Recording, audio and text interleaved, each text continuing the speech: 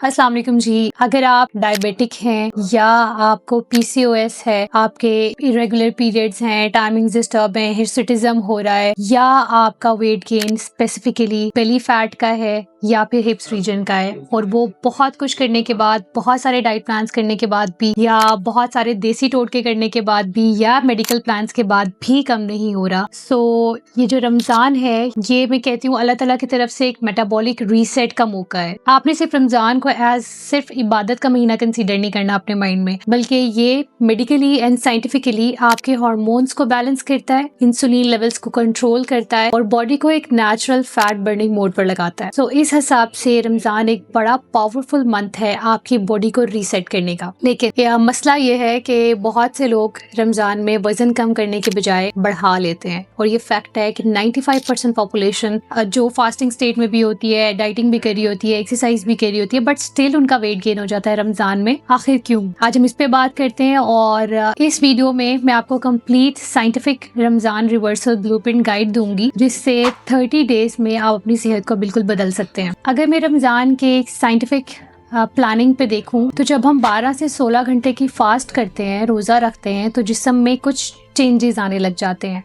Body में क्या क्या चेंजेस आने लगते हैं कि इंसुलिन लेवल्स आपके कम होने लग जाते हैं बॉडी में। और इंसुलिन आपकी बॉडी में वो हार्मोन है जो ब्लड शुगर को मॉनिटर करने के अलावा आपके जिस्म में फैट को स्टोर भी करवाता है। तो जब इंसुलिन के लेवल्स कम होते हैं तो जिस्म फैट बर्निंग मोड में चला जाता है। ये स्पेसिफिकली बहुत ज़्यादा यूजफुल है उन पेशेंट्स के लिए जो टाइप 2 डायबिटीज के हैं या पीसीओएस के हैं या फिर बेली फैट के साथ वेट लॉस की तरफ प्रोसीड करना चाहते हैं। नंबर 2 जो मेडिकल साइंटिफिक पॉइंट है दैट इज कि आपकी बॉडी में इंसुलिन रेजिस्टेंस बहुत बेहतर हो जाती है। जब हम रेगुलर बेसिस पे बार बार खाते हैं तो इंसुलिन मुसलसल बॉडी के अंदर हाई रहती है। फास्टिंग इंसुलिन के लेवल बहुत ज्यादा रैंडम आते हैं, इंसुलिन सेंसिटिविटी आपकी बॉडी में बहुत कम हो जाती है, बट फास्टिंग से आपकी इंसुलिन सेंसिटिविटी बहुत बेहतर हो जाती है। और अगर हम पीसीओएस के पेशेंट्स को देखें तो वहाँ भी इंसुलिन रेजिस्टेंस एक बहुत इंपॉर्टेंट कंडीशन है फॉर पीसीओएस। जब इंसुलिन ही कम होगी तो एंड्रोजेंस भी कम होंगे, मेल हार्मोन्स डोमिनेंस कम होगी बॉडी के अंदर और एट द एंड पीसीओएस भी सेटलिंग फेज की तरफ जाएगा। नंबर 3 जब हम फास्टिंग स्टेट में होते हैं तो हमारी बॉडी के अंदर ऑटोफेजी का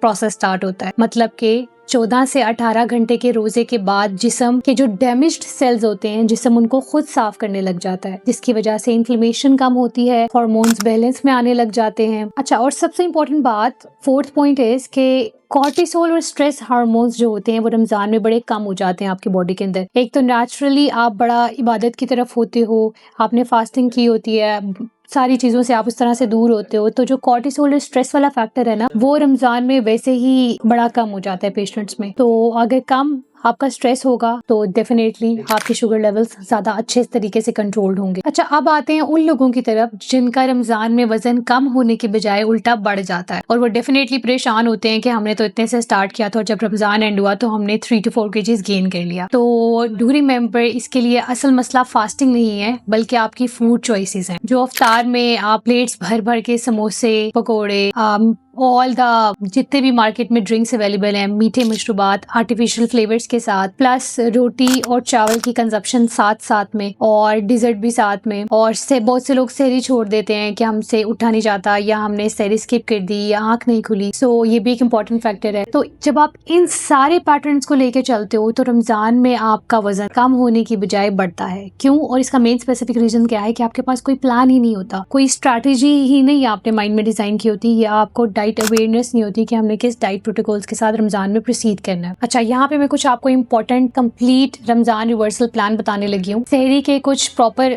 रूल्स हैं, अगर आप उनको फॉलो करेंगे तो एक तो आपका रोजा भी अच्छा गुजर जाएगा। जिनको डायबिटीज है, पीसीओएस है या जो वेट गेन ओबेसिटी के साथ सफर कर रहे हैं उनका भी रोजा बड़ा अच्छा गुजर जाएगा और बड़ा एक आप टाइटी फील करेंगे पूरे दिन में। सहरी में अगर आप हाई प्रोटीन डाइट लेंगे, हाई प्रोटीन में मल्टीपल ऑप्शंस हमारे पास आते हैं, जैसे एग वाइट आ गई हमारे पास, दूध दही का इस्तेमाल हो गया, या आपने कोई चिकन मीट ले लिया, फाइबर लाजमी इंक्लूड करना है आपने हेल्दी फैट्स का पोर्शन इंक्लूड करना है, खत्म नहीं करने बिल्कुल भी फैट। लो ग्लाइसेमिक कार्ब कौन से हैं जिनका GI लो हो या GL लोड हो, वो मैं just comment and I will provide you all the list. अच्छा, आप जैसे एक एग्जांपल ले लेते हैं कि आपने 2 अंडे लिए और उसका आपने बना लिया सब्जियों वाला ऑमलेट, साथ में आपने दही ली और रात को आपने सोक करके रख दिए चिया सीड्स, या फिर आपने उस टाइम पे अलसी के बीज ऊपर स्प्रिंकल कर लिए। थोड़ी सी मिकदार में आपने दलिया ले लिया या फिर रोटी ऐसी ले ली जिसका ग्लाइसेमिक लोड बहुत कम हो। और लेकिन ऐसा क्यों है, ये सारा मैंने कॉम्बिनेशन आपको क्यों बताया, क्योंकि अगर आप प्रोटीन ऐड करके रखेंगे तो आपकी शुगर स्पाइक को रोकती है और दिन भर आपको भूख भी नहीं लगने देगी और आपके इंसुलिन लेवल्स को भी ये बड़ा स्टेबल रखेगी। सो ये एक परफेक्ट सहरी प्लान है उन सब लोगों के लिए जो डायबिटीज, PCOS एंड ओबेसिटी के साथ सफर कर रहे हैं। और अगर आते हैं इफ्तार के स्ट्रक्चर की तरफ कि आपका इफ्तार कैसा होना चाहिए, एटलीस्ट 1 या 2 खजूर, जो डायबिटिक पेशेंट है वो 1, और जो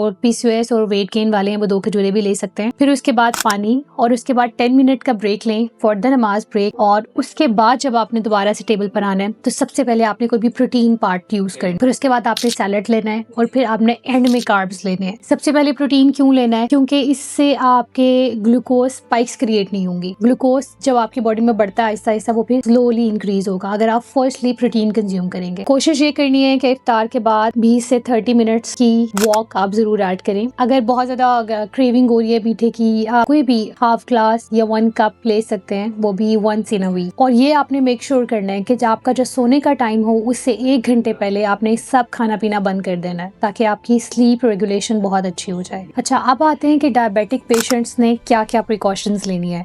उन्होंने रोजाना अपनी शुगर मॉनिटर रखनी है। प्लीज़ आपने कोई भी फ्रूट जूसेस नहीं पीने। आपने अपनी जो मेडिसिन की टाइमिंग है वो आपने बिफोर द विजिट डॉक्टर से विजिट कर लेनी है, जिससे आपकी मेडिकेशन चल रही है कि आपने किस किस टाइम पर लेना है। और अगर आपको कोई भी हाइपोग्लाइसीमिया की इंडिकेशंस हैं या आपकी ब्लड शुगर लेवल्स लो हो जाती हैं, जैसे कि आपको पसीना आने लग जाता है, चक्कर आने लग जाते हैं, दिल की धड़कन आपकी बहुत तेज हो जाती है, इन सब पैरामीटर्स से अगर आप गुजर रहे हैं तो आपने डेफिनेटली डिस्कस जरूर करना है कि आप रोजा रख सकते हैं कि नहीं। अच्छा, थर्डली आते हैं PCOS पेशेंट्स की तरफ कि अगर आप PCOS के साथ डायग्नोज्ड हैं तो आपने कौन कौन से प्रिकॉशनरी मेजर्स करने हैं। सबसे पहले तो आपने शुगर की कंजप्शन बंद कर देनी है, टेपर्ड ऑफ करनी है, बिल्कुल बंद नहीं करनी। मतलब अगर आप 4 चम्मच किसी चीज में लेते थे तो 3 पर आए, 2 पर आए, 1 पर आए, और अल्टीमेटली आप इजीली छोड़ सकते हैं।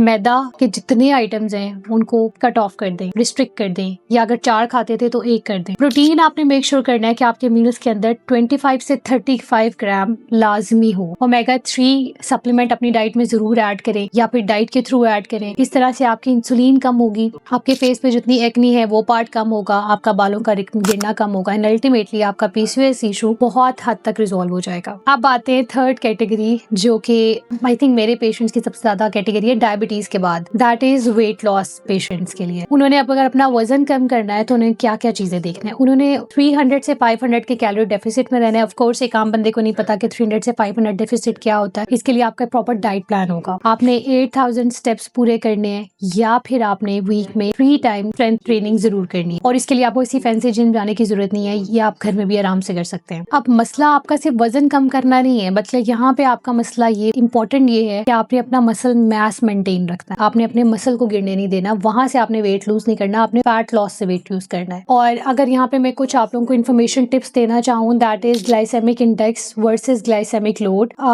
इसमें क्या फर्क किया जा सकता है, किस तरह से, जैसे रोटी और चावल की मिकदार बड़ी अहम है, ये आपने बहुत कम अमाउंट में कंज्यूम करने हैं, दोनों इकट्ठे कंज्यूम नहीं करने। अच्छा, मैं रमजान के प्लान के हवाले से बार बार बेली फैट को टारगेट कर रही हूँ, क्योंकि जब आपकी बॉडी फास्टिंग स्टेट में होती है, बहुत से मेरे पास पेशेंट्स ऐसी हैं स्पेसिफिकली फीमेल जो वेट लॉस के चक्कर में सहरी करना ही छोड़ देते हैं, सहरी बिल्कुल करते ही नहीं। इस वजह से क्या होता है, आपकी बॉडी के अंदर कॉर्टिसोल के लेवल्स बहुत ज्यादा रेज हो जाते हैं और बाद में जब आप रोजा खोलते हैं तो आपसे डेफिनेटली ओवर ईटिंग हो जाती है, आपके हार्मोन्स डिस्टर्ब हो जाते हैं इस एक्टिविटी से। अब मेन पॉइंट ये है कि किन किन पेशेंट्स को एहतियात करनी चाहिए। टाइप 1 डायबिटिक पेशेंट्स को, ऑल द प्रेग्नेंट लेडीज, या वो पेशेंट जिनकी किडनीज खराब हैं या किडनीज में कोई भी इशू है, या वो पेशेंट्स जो शदीद हाइपोग्लाइसीमिया में चले जाते हैं, उनके लिए बहुत डेंजरस हो सकता है रोजा रखना। और अगर आप चाहते हैं कि इस रमजान ना कि आपकी इबादत डिस्टर्ब हो और ना आपकी हेल्थ डिस्टर्ब हो, बल्कि आप इस महीने को इबादत वाला महीना कंसीडर करने के साथ साथ अपनी